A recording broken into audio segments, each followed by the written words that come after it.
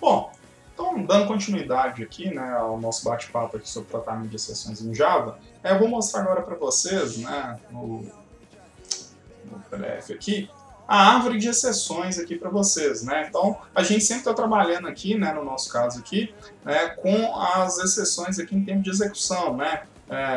Pode ser, né, erro de IO exception e tal, mas normalmente a gente está trabalhando aqui, né, com as exceções aqui do tipo runtime exception, né, que em tempo de execução ela pode ocorrer. Tá? Todo mundo erra, né, que a classe mãe de todas elas, né? A gente normalmente trata aqui, né, quando a gente está desenvolvendo com a classe exception, mas a mãe de todas elas aí é a Trouble, né?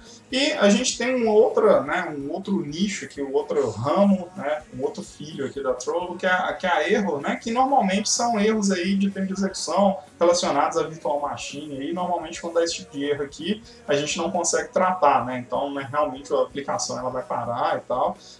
A gente normalmente não trabalha muito com esse tipo aqui de erro, não. A grande maioria dos tratamentos de exceções que a gente trata aí, né, quando a gente está desenvolvendo, estão relacionadas aí a exception, tá certo?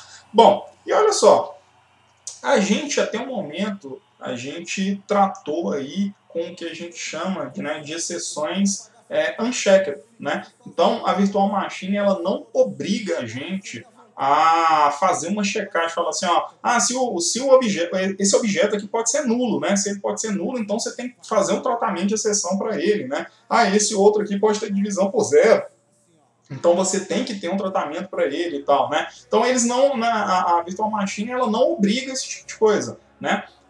Não obriga que a gente faça esse tratamento de exceção, né? Então por isso que a gente consegue programar aí sem fazer try catch, sem fazer nada, né? Agora se acontecer um erro, né, esse erro ela vai acontecer e vai parar a aplicação, né? Mas não é obrigado que a gente trate todos aqueles erros ali. Ok? Mas existe uma outra classe, né, de exceções aí, que são as exceções do tipo checked, né? Então, olha só, né, até então, esse método aqui, ele é um método que a gente sabe que ele pode dar um problema, né, mas em momento algum eu era obrigado, né, a escrever aqui um try catch e chamar aí o método de divisão. Eu poderia simplesmente chegar e chamar o divisão, né, que foi o primeiro testezinho que a gente fez lá.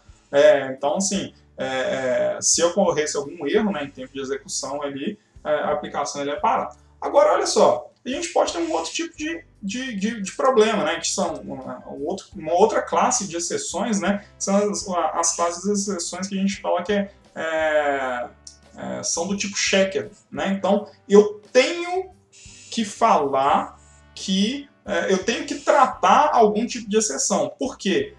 O método que eu estou utilizando, ele fala para quem está utilizando, fala assim, ó, cara, eu vou tentar fazer isso aqui, mas pode ser que eu cometa algum erro.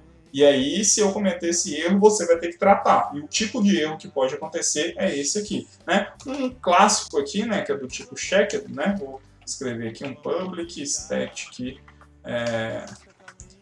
void test, né?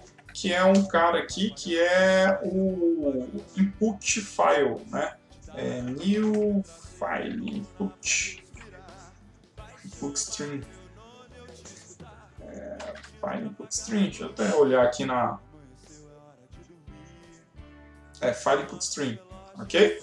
Java file input string. Então, file input string. Input string. Ele pode receber um file ou ele pode receber aqui no seu construtor o nome do arquivo, né, no disco lá. E aí o seguinte, olha só, ele vai reclamar aqui para mim e fala assim, ó, o primeiro, né, que eu estou falando que o recurso ele não nunca é fechado, né, então eu poderia chegar e falar assim, ó, vamos fazer direitinho, né, vou colocar aqui um file input string, opa, string, file, tá? E aí eu vou falar assim, ó, file.close, beleza? Então, pelo menos do close aqui ele vai parar de reclamar, né? Agora ele vai falar o seguinte, ó. Bom, o close, ele pode ter uma exceção, tá vendo? Ó, a exceção, ela não está sendo, né, tratada. E aqui, ó, ele também está falando, ó, eu tenho um outro tipo de exceção aqui, que é uma exceção checked, né, que é o file not not found exception. Então, eu estou falando o seguinte, para eu usar esse tipo de coisa aqui, eu tenho que tratar essa exceção.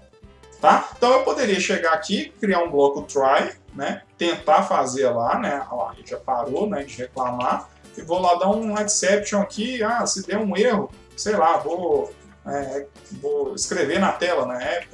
.print_trace, beleza? Então, se eu chegar aqui e rodar, né? Vamos comentar aquele código que a gente estava fazendo até então, né? E aí vamos chegar aqui, vamos rodar aqui o nosso teste. O que ele vai acontecer? Bom, eu não tenho esse arquivo aqui no meu disco, né? Então, se eu rodar aqui, ele não vai achar. Ele vai chegar lá, ó, deu um erro, né? Opa, não pode encontrar o arquivo especificado, né? Então, ele deu um erro maluco lá. Aí, olha só. Então, para eu utilizar essa classe, né? Eu estou falando que eu tenho que usar aqui, né? O try_catch. Agora, é o seguinte, e se eu não quisesse, né, usar o try_catch aqui? Eu quero falar o seguinte, ó, eu vou tentar executar isso e se acontecer algum problema aqui dentro desse método, alguém que estiver usando esse método vai ter que tratar essa exceção. Tá certo? Então, o que eu posso fazer? Eu posso chegar aqui, ó, e falar assim, ó, esse cara aqui, ele retorna uma exceção. Né? Eu estou pegando a exception aqui, que é geral e tal, mas percebam, no momento em que eu falei esse tipo de coisa aqui, ó, olha quem que vai dar erro. Observe essa linha aqui, ó, né? Throws exception, né? Ele vai corrigir aqui e tal, mas ele vai delegar para esse cara aqui, ó. Então, esse cara aqui, ele vai já estar reclamando, falando o seguinte, ó, eu tenho que tratar a exception que pode ser gerada aqui por esse método, né? Então, aqui, obrigatoriamente, eu ia chegar aqui e ter que falar, ó, try, né? Vou tentar fazer alguma coisa, né?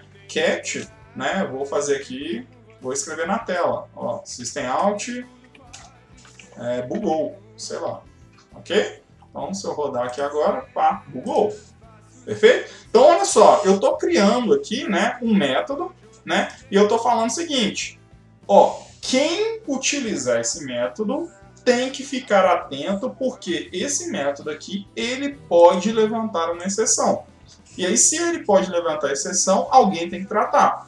Se eu não quiser tratar aqui, eu posso pegar, de novo, chegar aqui, ó, e levantar uma exceção. Né? Aí eu vou levantando exceção, até lá para a função main, né? Que no caso é essa aqui. A função main também, ela pode levantar uma exceção aqui, não tem problema não. Né? Aí vai para quem está chamando. Mas, fato então a gente pode ter uma pilha, né, de falando assim, ó, eu estou chamando, o outro está chamando o outro cara, que está chamando outro cara, e aí o cara lá no final fala assim, ó, eu vou tentar executar, mas eu posso cometer um erro. Se eu cometer um erro, ó, trate esse erro, né, e aí eu jogo para cima. O cara de cima vai pegar que eu falo, ó, esse cara aqui pode cometer algum erro.